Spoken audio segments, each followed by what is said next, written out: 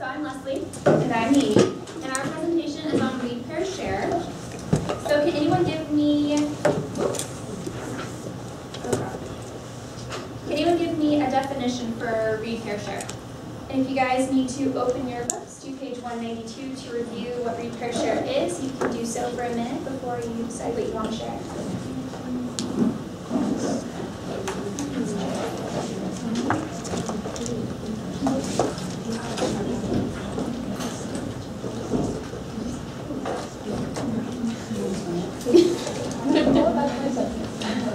So, Ryan.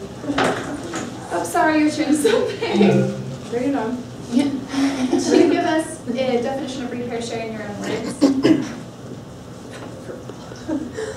It's where you have students read a passage or a book or something, work together to talk about how their feelings and what they think it means, and kind of think critically about what it said.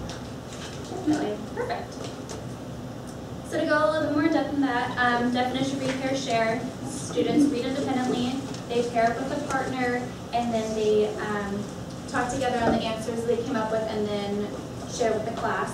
And it's adapted from the think, pair, share strategy. When we did a little bit of research on this, we found that the think, pair, share strategy is something that's used a lot in classrooms. And one thing that was really interesting was when I kind of like YouTubed it, and one teacher had signals for think, pair, share, which would be very helpful for ESL students. So the think, pair, share was think, and then pair, and share.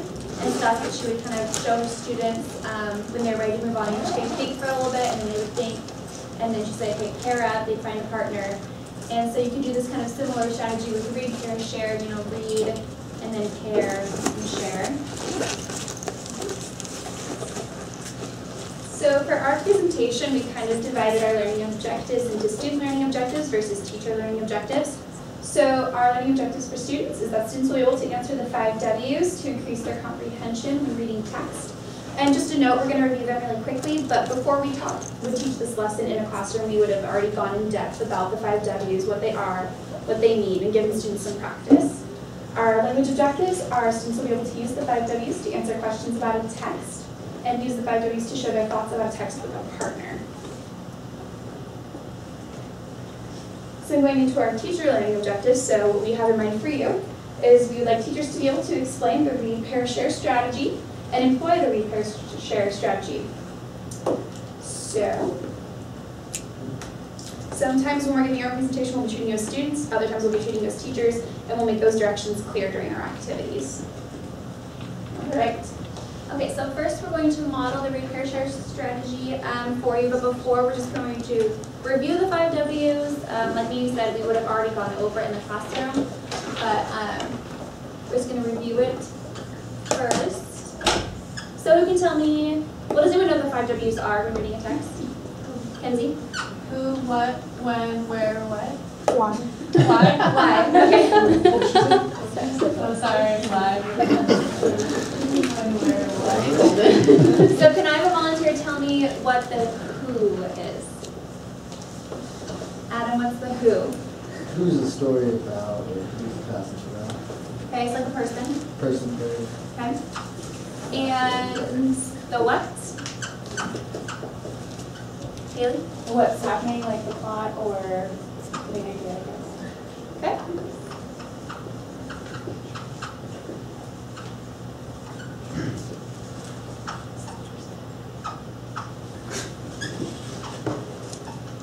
Can you guys see that? Sorry, I'll put it over here too. Okay. Do you want to just move this screen up? Yeah, we can move this up right now. So, how about the when?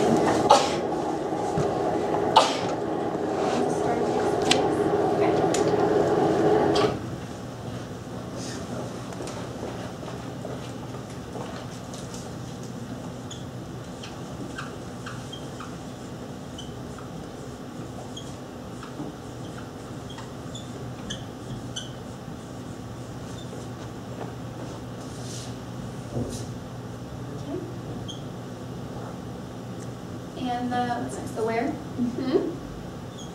Kenzie, the setting. Okay.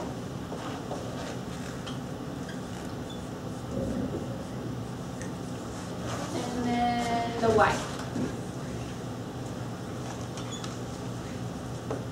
The purpose, the all-topic purpose of why we're doing it. Okay.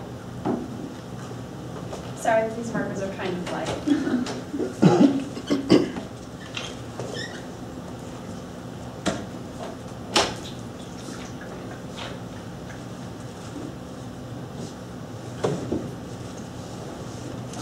Okay, so does anyone have any questions on the 5 W's before we go ahead and start with our activity? Got it? Okay. So now we're going to model the strategy of read, hear, share before you guys do it yourself. All right. So normally when we are doing this, we would read silently to ourselves before we share it with a partner, but we're just going to read it out loud since we're modeling this for you. So Mrs. McTwitter, the babysitter, I think she's a little bit crazy. She thinks a babysitter is supposed to sit upon the baby. Okay, so now we are going to fill out the who, what, where, when, why sheet that you guys will be doing soon.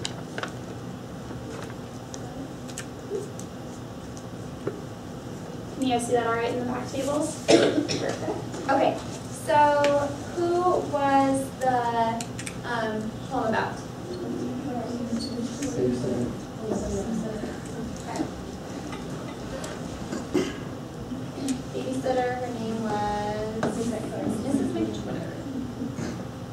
And normally we would be filling out the what I thought by ourselves. Our partner would be filling out theirs, and then we'd share and fill in our tables.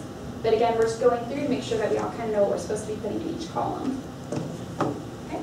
And then, so what about the what? What was the poem about? Sitting on kids. Yeah.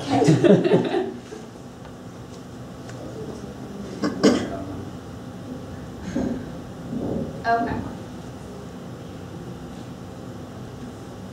So that would be how you would fill out the sheet. You know, this is again what I would thought, and then I discuss with my partner, see if they have anything different, and then go on to the we think that, which is kind of a conclusion that you would share with the class. Okay, so if I could get Mary and Cassidy, if you guys could distribute these, one for each person. We're going to go through the directions once everybody has a sheet.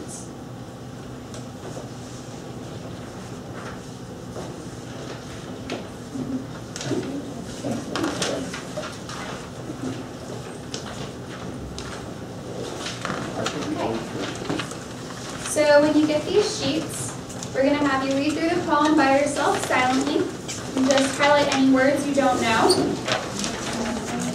And then with a partner, if you did highlight any words that you don't know, you can discuss those. And after you think you've understood the poem, you just give us a thumbs up, and then we'll come back together for more directions. So Suzanne, what are we supposed to do? We are going to read the poem and highlight anything that we don't know any words, and then fill out the what I thought. Right? We're not going to fill the word. Right? We're just going to get a thumbs up when you're ready to go. All right. You guys can go ahead and read.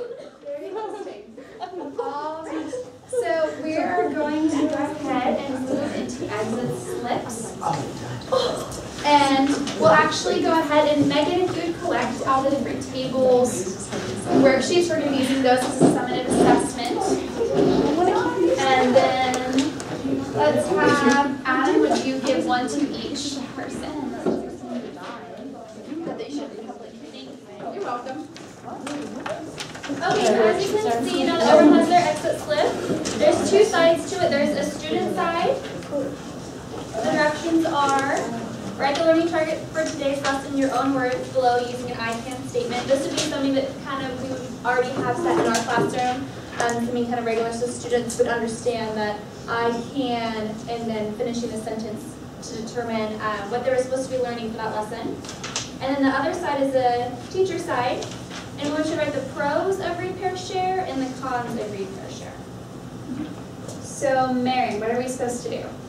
We are going to fill out the student side where we come up with a learning target and complete the I can statement. And we're also going to fill out the teacher side where we talk about pros and cons of read, pair, share. All right, thank you. And we're going to give you about 2 minutes. We realize it's kind of quick, but just to fill this out and then discuss it.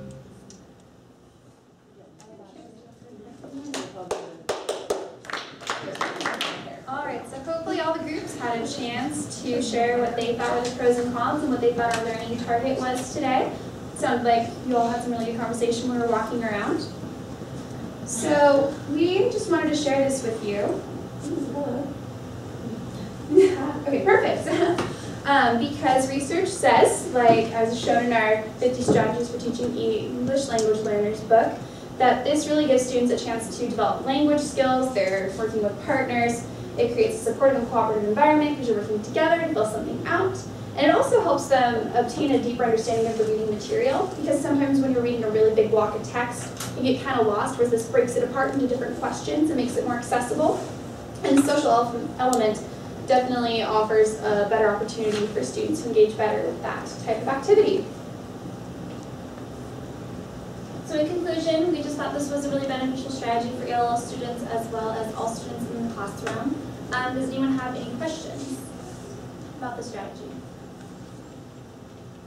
All right, thank you.